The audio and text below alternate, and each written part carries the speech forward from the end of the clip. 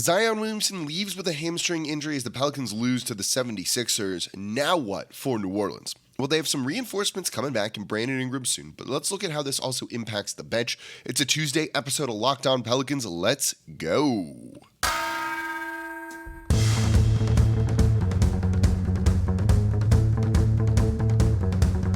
You are Locked On Pelicans, your daily New Orleans Pelicans podcast.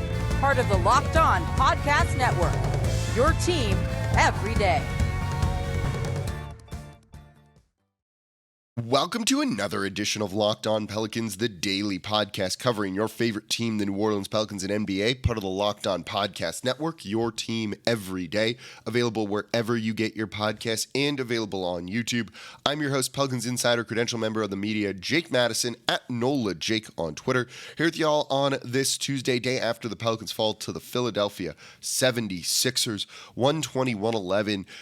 The overall story of that game overshadowed by an injury to Zion Williamson. So let's get into that coming up in the first segment of today's show.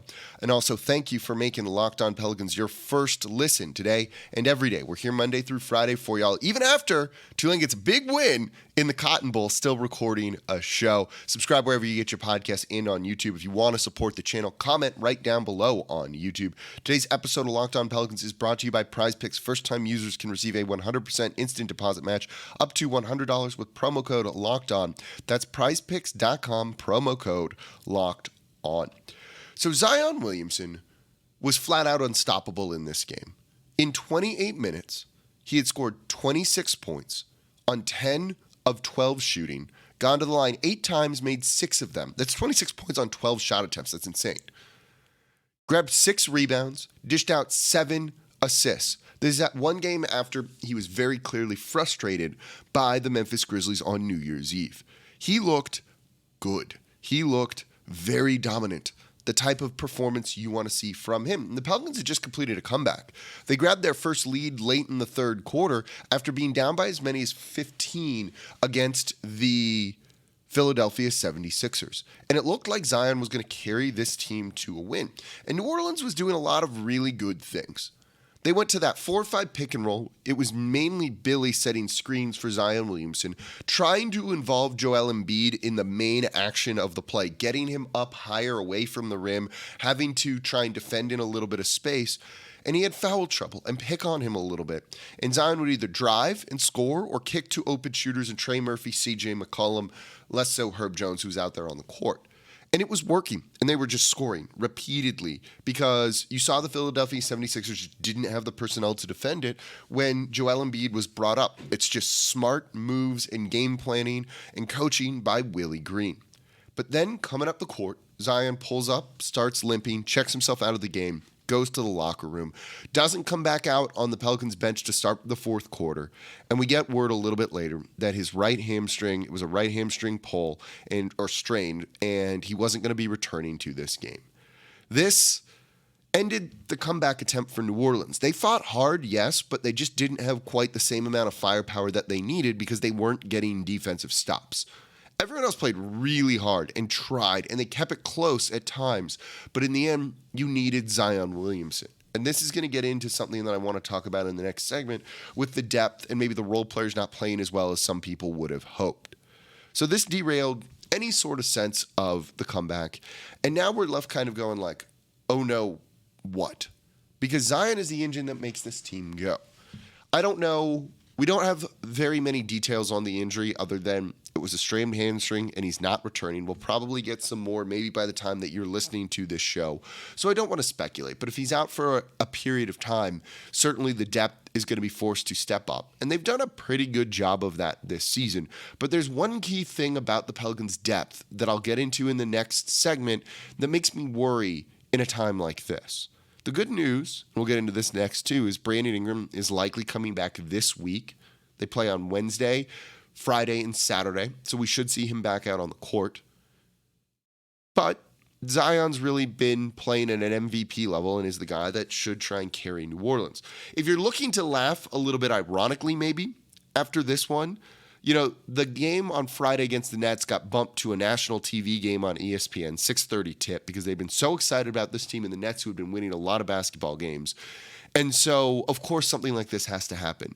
Zion doesn't play on national TV. So the second we saw that get bumped up, we should have known that something was probably coming and going to derail the run that New Orleans really was going on. But they played the Philadelphia 76ers when Zion was out there on the court perfectly. They were defending fairly well.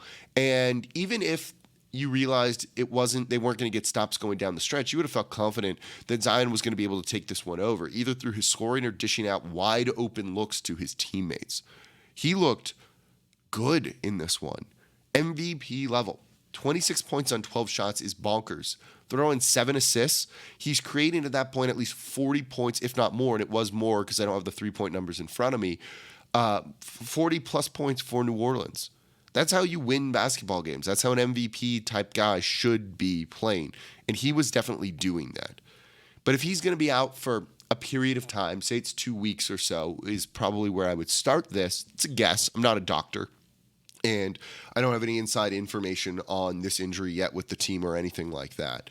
They're going to need other guys to step up because Zion's a real big part. And while you saw the team fight at the end, they didn't have enough. And they struggled at times to find some offense. And they became much easier to defend, as they should be without Zion Williamson on the court, right? I'm not breaking news for you here. The next man up mentality only goes so far, and there's no one that's really able to replicate or replace Zion or even come close to it on this team. So this is something that could hurt New Orleans, and you just need to kind of regroup, refocus, and just go out and kind of play your best if he's not going to be out there, knowing that the depth has been good. And that you have Brandon Ingram coming back. So we'll get into Brandon Ingram. And the one concern I have about the Pelicans' depth, potentially, something I've said before that I'm going to repeat again, that I think is really important, and sometimes makes me think maybe it's not quite the deepest team in the league. Let's break that down coming up here next in today's episode of Locked On Pelicans. Before we do that, though, today's episode of Locked On Pelicans is brought to you by PrizePicks. PrizePicks is daily fantasy made easy. You pick 2 to 6 players, and if they go score more or less than their PrizePicks projections, you can win up to 25 times your money on any entry. It's really simple. Luka Doncic to score more than 26.5 points? Sure. LeBron James to have less than 7.5 rebounds? Yeah. Kevin Durant to have fewer than 6.5 assists? Or Steph Curry to have more, when he's healthy, than 3.5 three-pointers made? You see the projections, you pick more than that or less than that. And the best part, you're not competing against other people. It's just you versus the projections available. You see them. PrizePicks offers projections on any sport you watch, and entries can be made in 60 seconds or less. It's that easy. And they also offer safe and fast withdrawals, and they're currently operational in over 30 states in Canada. So download the PrizePicks app or go to prizepicks.com to sign up and play daily fantasy sports. First-time users can receive a 100% instant deposit match up to $100 with promo code LOCKEDON. If you deposit $100, PrizePicks will give you $100. If you deposit $50, PrizePicks will give you $50. Don't forget, enter promo code LOCKEDON at sign up for an instant deposit match up to $100. And thank you for making Locked On Pelicans your first listen today and every day. We're here Monday through Friday for y'all, breaking down everything you want to know about the team, even on days when you might not expect me to be recording after that big Tulane win over USC. Yes, I'm a very proud alum right now. That was a lot of fun. I was there in Dallas, still in Dallas, flying back today. So we're here Monday through Friday, breaking it all down like you want to know. Now for your second listen, Saints officially eliminated from the postseason. Ross Jackson breaking down, what the black and gold's got to do next. Where do they go from here? They had a slim chance that that door got shut on over the weekend, and they got to do something because you can't run everything back next year.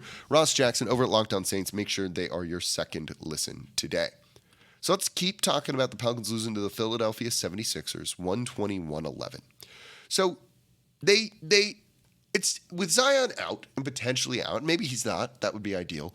You worry. And the depth has been good for New Orleans. You've repeatedly heard me here and others say, this is probably the deepest team in the league. And I agree with that to an extent.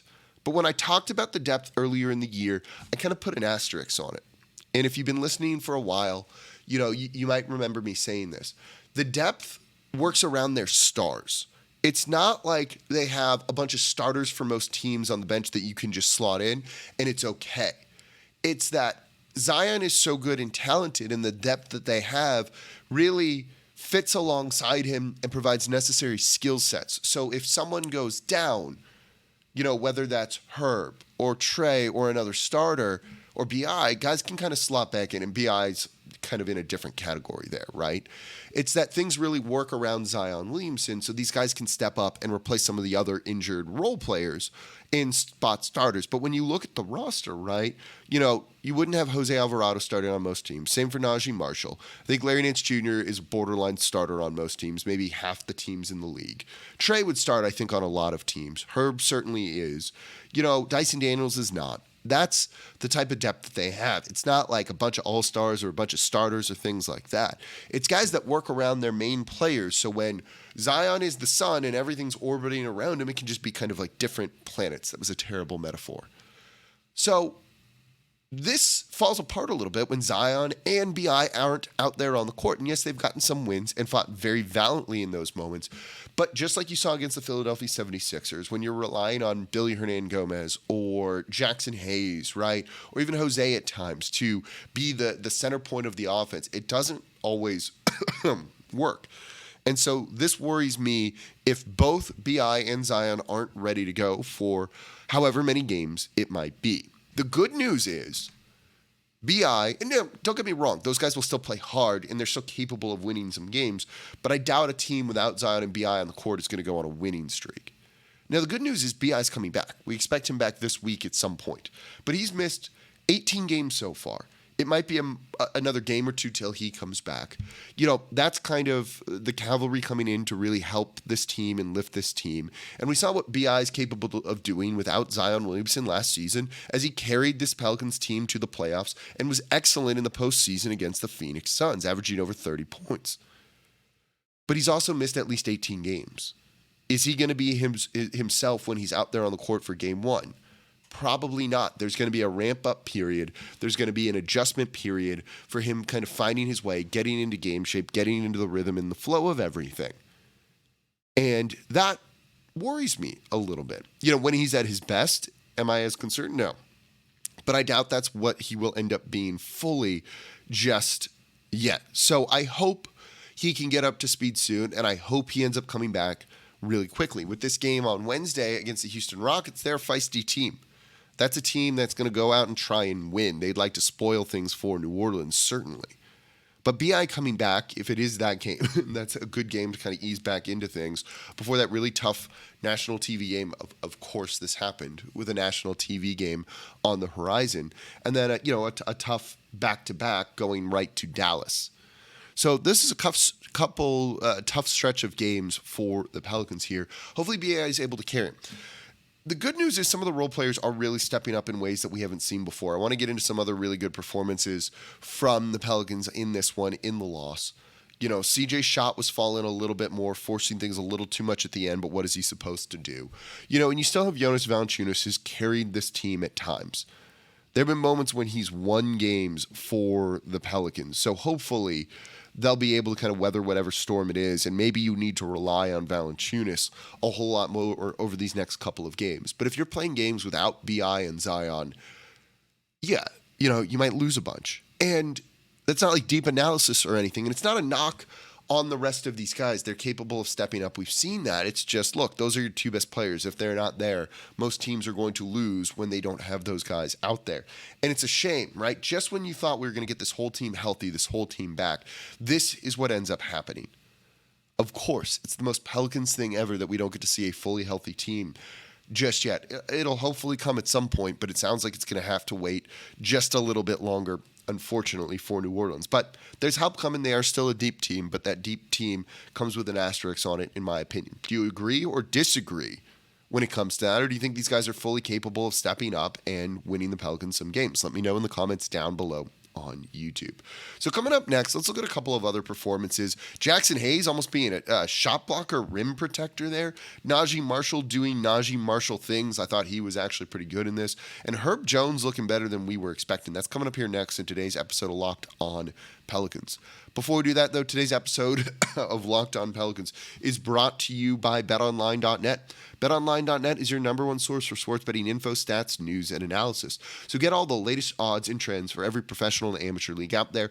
Pro football, college bowl season, maybe you love that Tulane +2.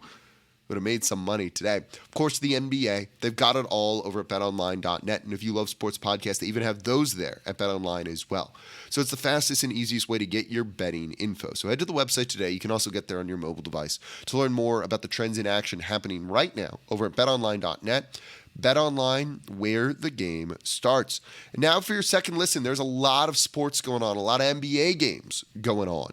Make your second listen game-to-game NBA. I do a minute video after every game. Every host on Locked On does a minute video after every game, and those all get compiled into one show. So if you want to get both perspectives, the people, the boots on the ground, the local experts, all in one show to know what happened around the league. I'm talking about Zion's injury in that one. Go give it a watch. Locked On Game to Game covers every game from across the NBA with the local analysis that only Locked On can deliver. Follow Game to Game NBA on Locked On NBA, available on YouTube and wherever you get your podcasts. All right, the Pelicans lose to the Philadelphia 76ers, fall to 7-10 on the road. They're not a bad road team. They're just not a good road team either. They are not the worst road team in the league as well. They've had a couple of close road losses. They're actually probably about an average road team, I think. And with no Zion, it meant other guys needed to step up.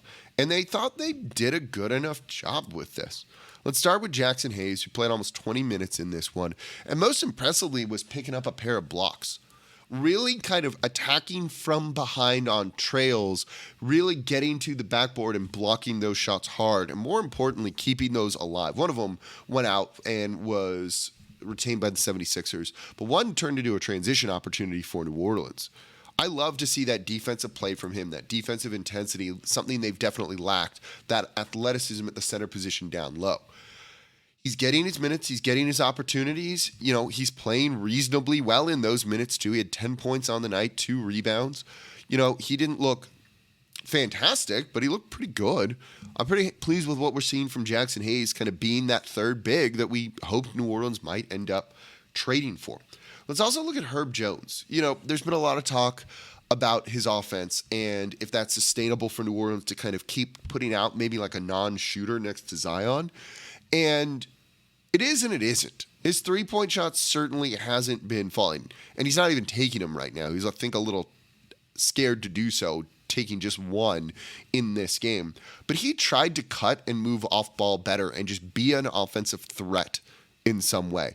Got the ball, attacked closeouts out on him, and tried to drive to the basket and score. And he did a reasonable job of that, doing that. 4 of 6. You know, that's only 8 points. It's not amazing, but what he gives you everywhere else, if he can do that, that's a viable player to have out there with Zion. 3 rebounds, 2 assists, 2 steals. Those are good numbers from him. He also impacts the defense a lot in ways that don't really show up in the stat sheet either. I thought he was pretty good. Same for Billy Hernangomez, who came in and did what he could against Joel Embiid. That's a very tough assignment. But 9 points, 8 rebounds, including 4 offensive rebounds, cleaning up some misses by the Pelicans, is good. He's got a role here too, particularly with Larry Nance Jr. out. Right now I feel pretty okay, I wouldn't say amazing, about the Pelicans' big man depth. And then there was Najee Marshall, 10 points on the night, 4 of 11 shooting doesn't look good, but he provides much needed aggression. You saw him getting downhill, trying to attack Joel Embiid and force Joel Embiid into defensive plays, into defensive action, and at times picked up a foul on Joel Embiid. That's useful, even if he's not scoring. That's a good thing to be able to do, to get, you know, just show that aggression and attack. You need that. Forcing opponents, good players to actually defend is a great way to keep your minutes and do what you can to impact the game if you're not an amazing offensive talent. He's got some moments of it, certainly, and that aggression is needed because there's not a lot of other guys that really deliver on that. Still recovering from being sick here. So his role is still very good, very needed. He was playing well with Zion and taking a little bit of the heat off of Zion Williamson. So, look, they fought valiantly. It just wasn't enough. The defense wasn't getting stops. This wasn't really a defensive game in the fourth quarter, though. I thought in the third they were pretty sound defensively, choosing the right guy to leave open to shoot. Couple of miscommunication issues in the fourth, ironed those out.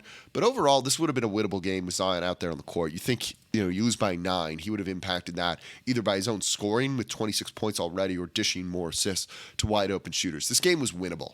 Winnable. That doesn't make this Pelicans team a bad road team, right? Role players play worse on the road than they do at home. So I thought they looked okay, actually, in this one. Just could be tough without Brandon Ingram and Zion Williamson, but hopefully BI comes back soon. All right, that's going to do it for this episode of Locked On Pelicans. Thank you all so much for listening. As always, I'm your host, Jake Madison, at NOLA Jake on Twitter. I'll be back with you all tomorrow.